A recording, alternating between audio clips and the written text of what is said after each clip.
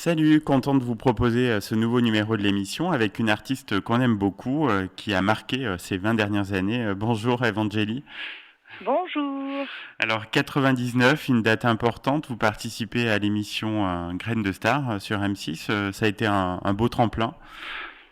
Oui, c'est sûr que c'est vraiment un souvenir qui restera pour moi éternellement gravé. C'est l'été, hein, on ne sait plus parler. Et d'ailleurs, c'était l'été aussi, hein, puisque c'était Hmm. l'été 99, août 99. Donc en 2000, il y a votre premier single avant de partir, qui a été un succès énorme, un disque de platine. Exactement, c'est vrai que le public a été au rendez-vous dès mon premier hit et j'avais seulement 20 ans. Ensuite, vous enchaînez donc en 2001 avec Elle, donc votre deuxième single, qui lui aussi connaît un beau succès. Oui, puisqu'il a été disque d'or, donc c'est sûr que l'album est sorti dans la foulée. Et il a été également disque d'or, même double disque d'or l'album. Oui, donc vous étiez fier de ce premier bébé, de son parcours. Ah oui, le premier album Mm. Aime-moi, c'était vraiment pour moi le plus bel album parce que déjà le premier, donc c'est toujours magique les premières fois. Mm. Et j'avais écrit toutes les chansons à l'intérieur de A à Z en collaboration avec Michel Rostin, mon acolyte, Oui. dès le début de ma carrière. Donc voilà, c'était une double fierté parce qu'en plus on était les créateurs de cet album. Le deuxième donc sort assez rapidement, hein, en 2002. Donc nos différences. Puis il y a un duo là qui va marquer les esprits. Ah oui, c'était avec des Anglais, les A1, Mm. et c'est vrai qu'on a eu un très bel airplay à la radio Oui, elle à était cette beaucoup époque. diffusée. Ouais. Voilà, un très beau clip, donc c'était une belle rencontre avec les British. Donc en 2004, il y a la ferme célébrité. Alors là, on vous découvre sous un autre visage, attachant, un peu candide. Vous lui devez quand même une fière chandelle, non, à cette émission aussi. Alors disons qu'en toute honnêteté, avant de la faire, j'étais plus public teenager, Oui.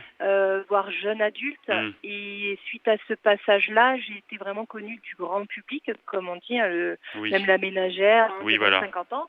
Et ça m'a rendue voilà, très, très humaine, très sympathique, avec aussi, bien évidemment, le petit côté, le revers de la médaille, hein, parce qu'on ne peut pas gagner sur tous les plans dans la Mm. vie, qui ont un peu mis la chanteuse au second plan, pour pas dire Ouais. au dernier plan. Oui, ouais. Et ça, vous le regrettez, quoi. Ça a pu vous pénaliser par la suite. C'est quelque chose que je n'avais pas envisagé du tout parce que pour moi, on pouvait très bien faire ce genre de programme sans pour autant Mm. ne plus savoir chanter à la sortie puisque je suis rentrée chanteuse, Oui, je vous suis aviez sortie toujours votre chanteuse. voix. Ouais, exactement. Et je dirais même qu'elle est plus belle encore 20 ans après Mm. qu'à mes débuts puisque c'est comme un sportif, plus on la travaille, plus elle évolue. Mm. Mais voilà, certains médias m'ont cantonnée à la télé et donc, soi-disant, si on fait de la télé réalité d'autant plus, on ne peut plus passer en radio. Et c'est vrai que je l'ai un peu déploré tout ça. Mm.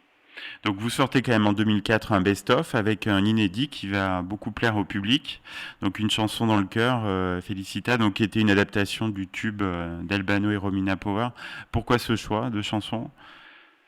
Alors en fait, c'est vrai que je sortais de la ferme célébrité et à l'époque, je c'est les producteurs hein, de l'émission en Mm. fait qui étaient également producteurs de cette chanson et comme j'ai mes origines italiennes, c'était tout un univers en fait qui parlait de soi avec le nom Evangeli, de reprendre un des plus gros tubes italiens. Et c'est vrai que j'aime bien les chansons populaires, donc vu qu'elle avait gagné l'Eurovision, voilà, c'était un peu un choix quelque part, je l'avoue, stratégique, hein, pour continuer à surfer sur le côté populaire de la musique cette fois. D'ailleurs, vous parlez de l'Eurovision. Quand est-ce que vous y allez? Parce que vous seriez formidable, non? Enfin, je sais que c'est une de vos envies, non? Alors oui, c'est vrai que j'avais beaucoup envie de faire ce concours parce qu'à la base, moi j'ai une formation, on va dire, de bête à concours, comme on dit dans le Mm. jargon. J'ai démarré avant d'être connue, hein, même avant de faire Graines de Star, par tous les concours de chant partout en France. Et donc j'aime ça. Et c'est vrai que c'est quand même le concours mondialement reconnu. Je pense que tous les chanteurs dignes de ce nom rêvent de le faire un jour, tout simplement. Mm. Donc après la ferme, vous avez pris goût un peu à la télé-réalité, puisqu'il y a eu 2 saisons de La vraie vie d'Evangélie. Ça vous permettait d'être proche de votre public. Ah oui, c'est vrai qu'à l'époque, en France, ça ne se faisait pas et c'était à l'international qu'il y avait eu vu la chanteuse notamment Jessica Simpson Oui. qui avait fait ce genre de programme. Et moi, j'étais à l'époque assez fan de cette chanteuse-là. Donc, j'avais ce modèle en tête. Et donc, je me suis dit, bah, écoute, pourquoi pas faire ça en France, puisque d'autres chanteuses l'ont fait à l'international et ça s'est très bien passé. Et bah, pareil, en fait, c'est peut-être le côté télé-réalité qui passe pas très bien quand on est chanteuse dans notre beau pays.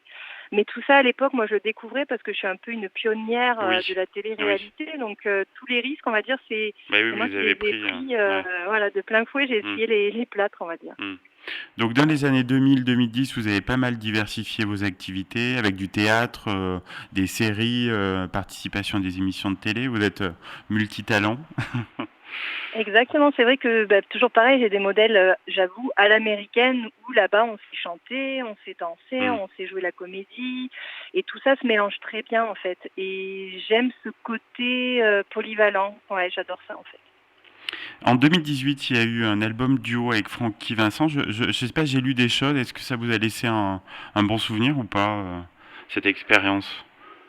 Non, pas tant que ça. C'est pas à cause du personnage, hein, parce Mm. que je voyais très bien qui était Francky Vincent et moi, ça ne me choquait pas du tout, hein, Oui. ce côté espiègle qu'on lui connaît. Au Mm. contraire, j'aime bien les atypiques, les électrons libres. C'est plus en fait les moyens qui ont été mis derrière. Je m'attendais en Oui. effet à quelque Plus de chose de plus promotion. gros. Ouais, plus de promos, un beau clip. Et c'est vrai que j'ai été assez déçue du peu de moyens mis derrière pour que ça cartonne, hein, tout simplement. Mm. Ève, on sait que vous êtes proche de la cause animale. On vous a beaucoup vu dans ce combat et encore toujours. Vous trouvez qu'on progresse ou pas?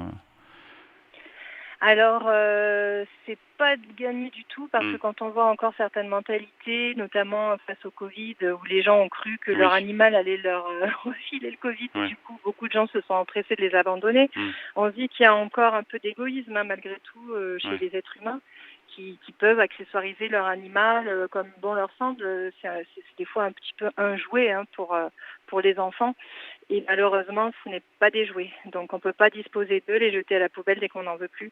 Non, je pense qu'il y a beaucoup de chemin et on ne va pas toujours vers le positif quand on parle de cause animale. Mm. Alors, Ève, dernière question. Quels sont vos projets, vos envies? On dévoilera après l'émission un extrait de votre prochain single. Est-ce qu'il y a d'autres choses dont vous souhaitez nous parler? Honnêtement, là, c'est vrai que c'est mon plus beau souhait, c'est de pouvoir, pour mes 20 ans de musique, 20 ans de scène, proposer un nouvel album aux personnes qui me suivent et même au grand public. Mm. Voilà, si les radios pouvaient, avec tout ce qui se passe aujourd'hui, se dire que l'avenir, c'est demain, et il faut un peu laisser le passé Mm. de côté et finalement tous progresser, quoi, faire mieux qu'avant. Et les mentalités, il faut qu'elles évoluent aussi à tout niveau. Donc voilà, moi c'est vraiment ça, on va dire que Oui, qu'on je souhaite retrouve pour votre l'avenir. voix en fait, qu'on se focalise là-dessus.